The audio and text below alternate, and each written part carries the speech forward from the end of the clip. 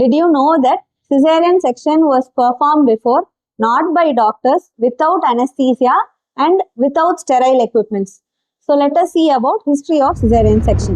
Initially, cesarean sections perform பண்ணது வந்து on a deceased or a dead mother.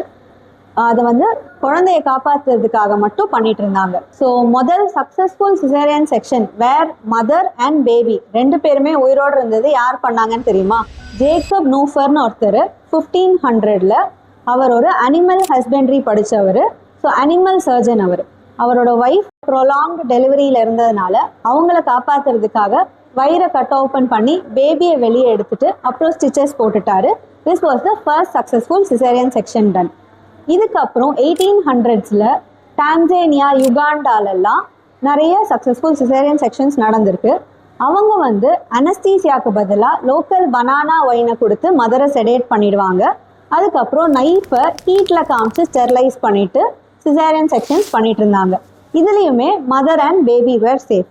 19th centuryக்கு மேலே நம்ம modern anaesthesia and modern sterilisation டெக்னிக்ஸ்லாம் வந்ததுக்கப்புறம் cesarean has now become one of the well-evolved, most commonly done surgeries today.